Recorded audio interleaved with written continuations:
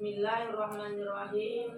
Assalamualaikum warahmatullahi wabarakatuh. Waalaikumsalam warahmatullahi wabarakatuh.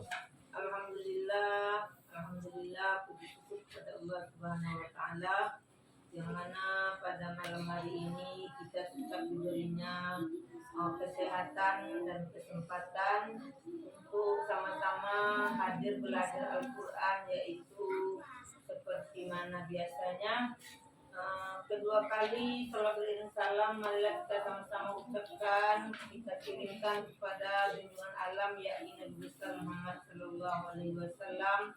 Allahumma sholli ala sayyidina Muhammad wa ala alihi sayyidina Muhammad. Yang sangat kami banggakan yaitu anak-anak kami yang hadir pada malam hari ini.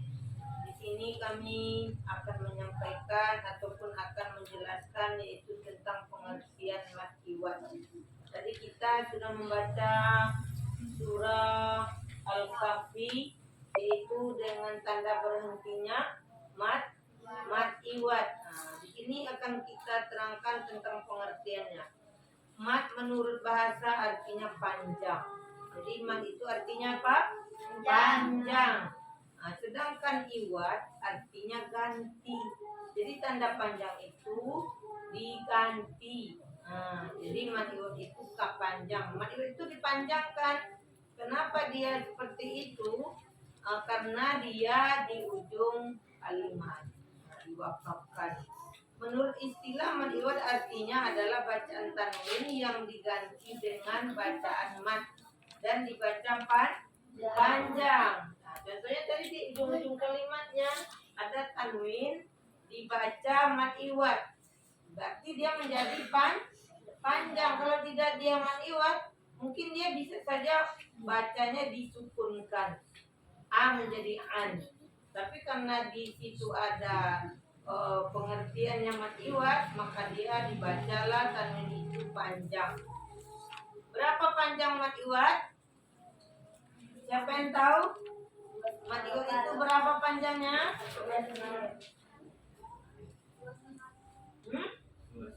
Kalau 2,5 alif bisa kita berirama panjang-panjang di ujungnya.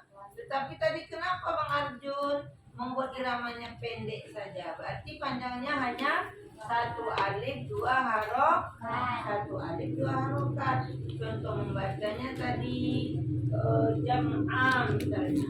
Jam'ah itu A-nya hanya dibaca 1 alif 2 harokat.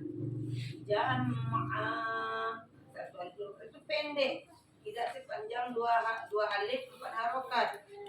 Jadi hukum bacaan mat iwat disebut apabila ada fathah tanwin pada akhir kata karena wakaf berhenti dan dibacalah mat sebagai pengganti tanwin sehingga harokat tanwin tidak lagi dibunyikan.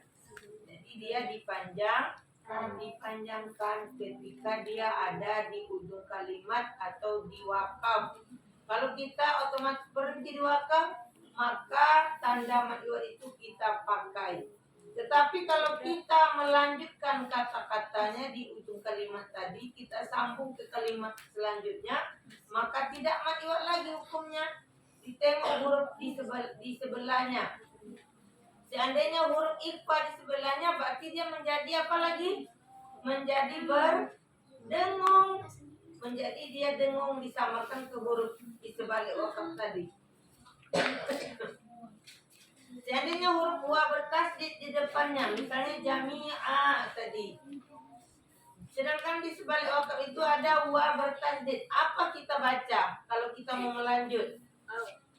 Au diidghamkan, tidak lagi menjadi mat iwat. Tapi kalau kita berhenti di wakaf tersebut, maka terjadilah tanda itu tanda mat iwat. Jadi tadi ada yang menyebut 2,5 alif. 2,5 alif panjang mat iwat. Kalau begitu nanti yang terjadi hukumnya apa lagi? Tidak mat iwat lagi. Jadi panjang 1 alif atau 2 harokat itu terjadinya karena kita berhenti di wakaf atau di ujung kalimat. maka kata tanwin itu tadi berubah menjadi hukuman iwat. Hukuman iwat ini tidak berlaku pada bacaan tamarbuta. Apa itu tamarbuta? Huruf itu ada titik tapi rumahnya H. Paham nggak kalian? Ada kan kalimat di dalam Al-Quran itu contohnya maghfiratan. Nah, tapi terjadi dia mungkin di ujung kalimat dia tidak akan dibaca mad-iwad. Tapi dia dibaca ta itu dimatikan menjadi H maghfirah. Jadi kalau ada terdapat kalimat seperti itu di ujung kalimat ada ta marbuta namanya. Ta itu berharokat dua seperti tanwin. Terdapat dia di ujung kalimat. Jangan kalian berhentikan dia sebagai mad iwad. Tapi dia berhenti.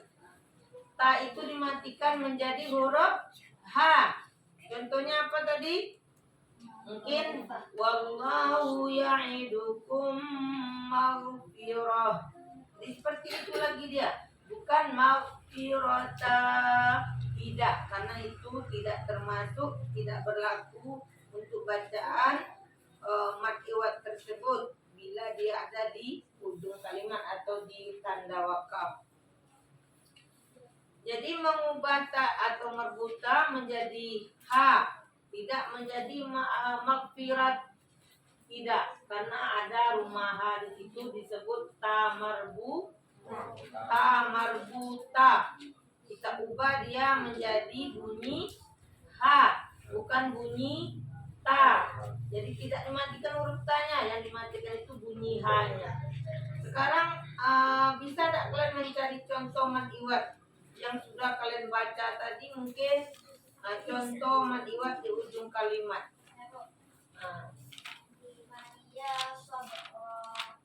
Ma'iyya sabara. Rohnya kamu tidak panjangkan satu alif, berarti tidak mendapatkan mad iwadnya.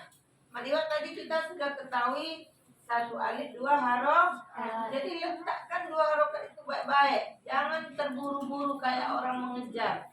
Coba siapa yang bisa membaguskan lagi mad iwadnya? Ayo, Fiona. Summa asbaha sababa.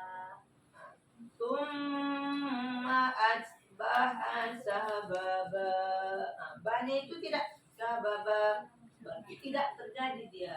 Ibu. Ya, coba Rama. Khosyah. Mana apanya? Khosyian itu mana mad iwadmu? Mad iwad itu tapi kita sudah tahu tadi panjangnya berapa? Satu alif dua harokat. Coba kamu dua harokat kan? Nah, bisa kita membuat cengkok irama di satu alif dua harokat itu.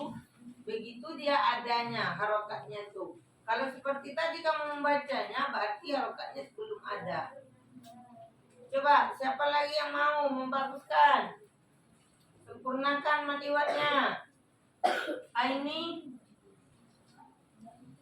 banyak loh di surah Al-Kahfi itu. Qala law syi'ta lattakhadta 'alaihi ajra. Iya.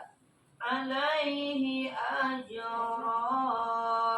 Bisa kita buat cengkok. Jadi tidak harus lurus, tidak harus berburu-buru. Karena ada tanda itu hukumnya, yaitu panjang satu alif dua harokat. Jadi sudah paham belum kalian dengan mad iwad? Sudah. Jadi tadi ada yang tidak berlaku untuk mad iwad, apa namanya?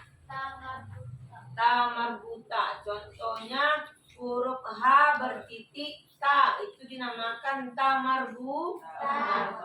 Seandainya ada dia di ujung kalimat seperti itu, maka dia tidaklah dibaca mad iwad, tetapi yang dimatikan rumah H-nya, bukan rumah ta-nya pula. Titik ta-nya tidak berfungsi karena dinamakan itu tamarbuta.